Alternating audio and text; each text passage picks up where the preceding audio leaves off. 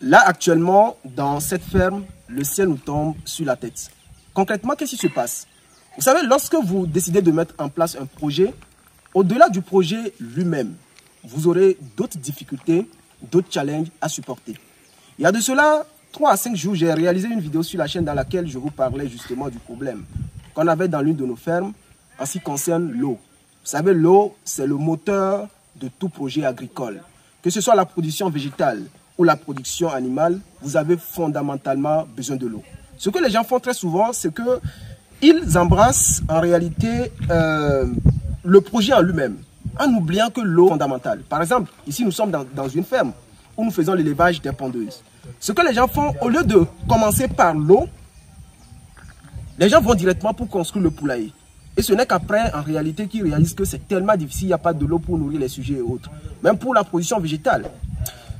Bon, vous savez, il y a de cela 3 à 4 mois qu'on a fait les installations dans cette ferme. Et j'ai réalisé pas mal de vidéos ici pour vous montrer tout ce qu'on faisait. Et justement, lors de l'installation de notre pompe immergée dans le forage.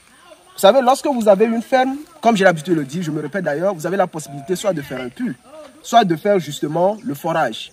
L'avantage avec le puits, mais qui est très difficile très souvent à faire à cause du sol, c'est que le puits vous permet à certains moments justement de pouvoir puiser de l'eau si la pompe immergée à l'intérieur du forage est gâtée. Mais ici, on a essayé tout d'abord de réaliser le puits, mais ça n'a pas été le cas, ça n'a pas été facile. On avait rencontré une roche en bas, donc ce n'était pas possible justement de réaliser le puits. Donc on a fait le forage. Bon bref, tout ça là, vous avez vu ça. Et donc il y a de cela 3 à 4 mois, on avait tout installé, tout marchait bien. Mais malheureusement aujourd'hui, la pompe est gâtée. La pompe immergée est gâtée. Donc selon les techniciens, c'est la bobine de la pompe qui est gâtée. Et franchement, le ciel nous tombe sur la tête. Parce que pour un promoteur, et surtout pour quelqu'un qui n'est pas sur place, ça devient beaucoup de difficultés, ça devient très stressant. La bonne nouvelle, c'est que tout ça là s'est passé sous les yeux du promoteur.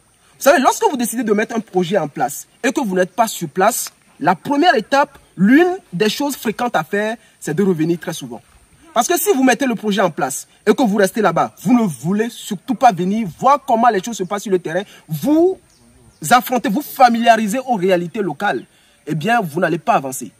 Le promoteur, quand il est arrivé que la pompe est gâtée, il m'a dit, Lucien, en réalité, si j'étais en Europe et qu'on me disait que la pompe immergée qu'on a achetée à peine 4 mois est gâtée, j'allais commencer à réagir. Et surtout, je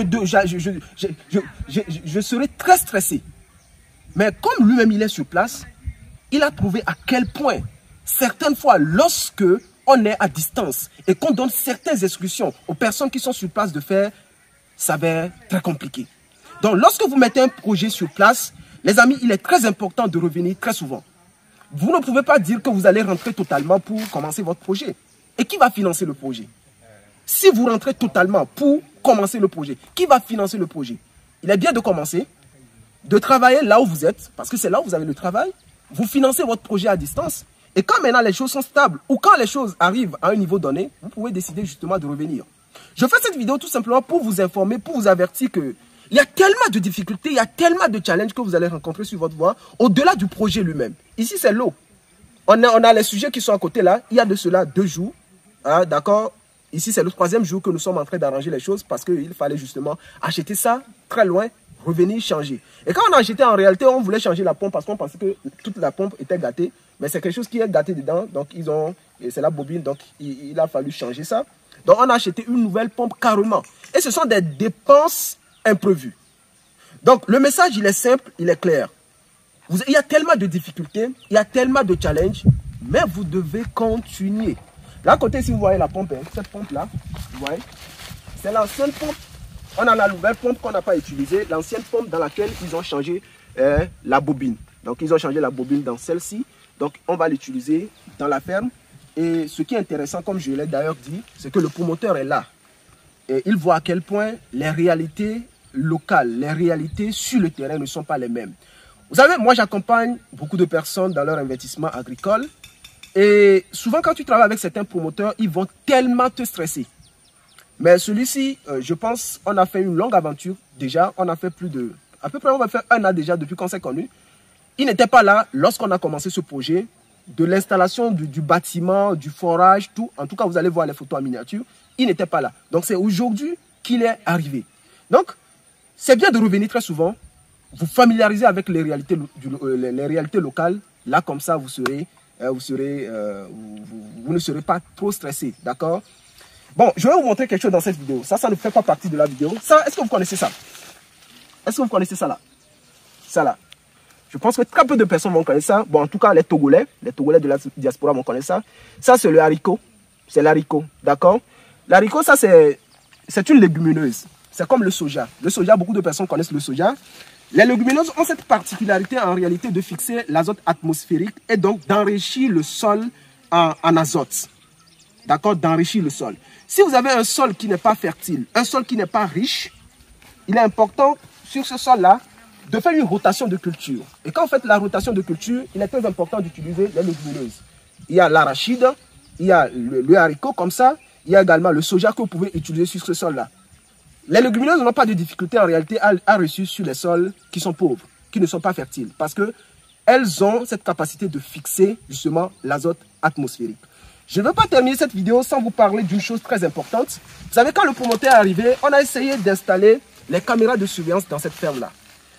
Et c'est bien de les installer, même si vous n'aurez pas tellement le temps de contrôler à tout moment ce qui se passe dans votre ferme. Au moins, quand vous avez les caméras de surveillance, par moment, voilà, vous allez voir concrètement ce qui se passe dans votre ferme. Donc, nous allons aller de l'autre côté là. Vous allez voir, les techniciens sont en train de, justement de faire le travail. Ils sont en train de faire le travail de l'autre côté ici là. Donc, vous allez voir les caméras de surveillance. Et là, c'est juste, bon, on essaie de voir comment ça va marcher. Après tout, on va installer des choses beaucoup plus sophistiquées. Est-il que les caméras de surveillance, vous avez la possibilité soit d'opter pour les caméras de surveillance avec les panneaux solaires, soit d'opter pour les caméras de surveillance avec le courant, le 220 volts. Mais là, actuellement, on utilise le 220 volts. Eh bien, l'inconvénient avec ça, s'il y a délestage, on ne pourra pas contrôler justement ce qui se passe dans la ferme. Mais si vous avez les moyens, vous installez les panneaux solaires, eh bien, à chaque moment, vous pouvez revenir. Même ça, sans enregistrer les vidéos, vous pouvez voir tout ce qui se passe dans la ferme. Éventuellement, lorsqu'il y a des cas de vol, hein. Donc, vous voyez, de l'autre côté ici, vous voyez le poulailler. Je ne vous ai pas encore montré ça, donc c'est le poulailler là, ici. Vous connaissez ce projet, hein, je ne vais rien présenter ici. Peut-être que vous connaissez très bien ce projet-là. Donc, vous voyez, ça, c'est la caméra de surveillance que vous voyez en cours. Cette caméra de surveillance peut justement contrôler tout ce qui est tout autour sur... au moins, ça fait 360 degrés, hein, d'accord, ça tourne. Je peux vous montrer ça dans l'appareil actuellement. Donc, quand vous avez votre appareil, avec votre appareil, tout simplement, vous pouvez justement contrôler pas mal de choses dans votre ferme. Là, le caméraman, donc, quand il essaie de montrer, je vais tout simplement rentrer dans la caméra. Donc, quand je rentre dans la caméra, vous allez voir comment ça se passe. J'ai ma caméra ici. Donc, actuellement, vous allez voir. Donc, vous nous voyez? Vous nous voyez? Nous sommes dedans. C'est nous comme ça. Donc, je peux tourner. C'est la caméra qui tourne comme ça. Je peux tourner ça, voir ce qui est tout autour. Donc, vous voyez? C'est ce qui se passe actuellement dans la ferme. Et puis, ça a aussi l'avantage, justement, d'avoir des historiques. Hein. D'accord? Ce qui s'est passé à un moment donné. Ça, c'était à 8 h. Actuellement, toute cette vidéo, il est déjà 11 h. Mais regardez. Regardez, c'était la matinée. L'ouvrier était en train de travailler. Donc, avec ça, au moins, vous avez cette possibilité de contrôler de façon régulière ce qui se passe dans votre ferme. Le message dans cette vidéo, il est simple. Lorsque vous décidez de mettre en place un projet, il y a tellement de difficultés, il y a pas mal de challenges que vous devez supporter. Mais ce n'est pas à cause de ces challenges, ce n'est pas à cause des difficultés que vous allez abandonner. Non, c'est ça même qui fait la fierté du projet. C'est ça même qui donne l'essence même du projet.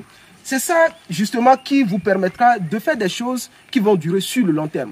Là, avec notre projet pilote, il y a pas mal de difficultés qu'on rencontre, mais c'est avec ça qu'on va évoluer avec le temps. Et aux promoteurs, vous savez, si vous êtes à distance, la meilleure façon aussi de réussir son projet à distance, c'est de revenir très souvent. Je le dis très souvent. C'est de revenir très souvent, vous familiariser avec les réalités locales. C'est en le faisant que vous allez justement maîtriser. Parce qu'il faut dire, ce sont deux environnements différents. Ce qui se passe ici au Togo, ce qui se passe en Afrique globalement, ce n'est pas la même chose. Ce qui se passe en Côte d'Ivoire, ce qui se passe au Cameroun, ce n'est pas la même chose que là où vous êtes aux États-Unis, en France. Non, ce n'est pas la même chose. Mais en revenant, eh bien, vous allez justement vous familiariser avec les réalités locales. Et je ne le dis pas parce que moi je suis en Afrique, je le dis parce que j'ai déjà discuté avec le promoteur qui a d'ailleurs dit que c'est très important de revenir très souvent. Alors ça, nous sommes avec nos pondeuses qui font déjà 2 mois. Dans 2 mois, la ponte va commencer. Je vous invite vivement à investir en agriculture. L'objectif, vous le connaissez déjà, c'est de faire parler l'Afrique. Si nous voulons faire parler l'Afrique, il faudrait justement qu'on embrasse ce secteur stratégique-là. D'accord? On ne peut pas justement, un peuple qui a faim ne peut pas revendiquer ses droits. Donc déjà, il faudrait qu'on commence par là, par l'agriculture. Quand on parle de l'agriculture, c'est aussi bien la production végétale comme la production animale. Si vous voulez investir en aviculture, globalement en agriculture, nous sommes là pour vous accompagner. Si vous voulez des personnes sérieuses, des personnes honnêtes, des personnes qui vont vous accompagner en toute transparence, là, nous sommes là, nous pouvons justement vous aider. Quand on parle en réalité d'une ferme, ce n'est pas seulement le poulailler. On parle de l'aviculture, ce n'est pas seulement le poulailler comme ça, non.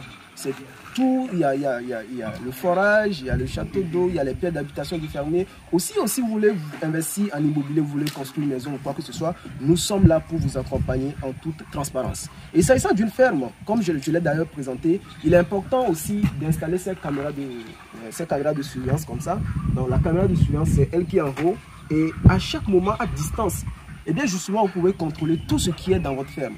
Et là, le projet demeure vivant à votre niveau. Donc, comme vous le voyez, à tout moment, vous pouvez tourner. Hein. D'accord, vous allez voir la caméra peut tourner. Vous voyez telle qu'elle tourne. La caméra va tourner, vous voyez.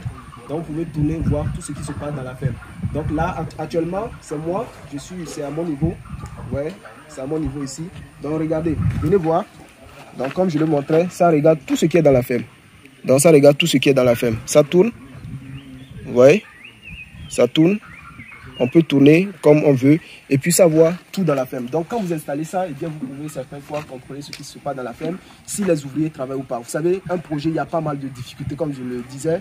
Et l'une des choses aussi, ce sont les ouvriers. Ici, avant aujourd'hui d'avoir un bon ouvrier, on a dû laisser tomber plus de 3 ouvriers. Donc, le challenge, il est là. Vous devez en prendre conscience avant de commencer. Mais je ne vous conseille pas de revenir pour commencer le projet, financer le projet à distance. Et lorsqu'il serait stable, lorsqu'il atteint un niveau donné, là, vous pouvez décider de revenir vous installer. Alors, c'était Lucien. Sur cette chaîne, on parle du business mindset, on parle du développement, on parle globalement de l'agriculture. Pour la simple raison que nous devons justement être autonomes sur le plan alimentaire, mais surtout faire parler l'Afrique. Si vous n'êtes pas encore abonné, c'est le bon moment de le faire. Abonnez-vous, c'est gratuitement, mais surtout, likez la vidéo. Si vous suivez une vidéo comme celle-ci, likez-la avant tout simplement de quitter.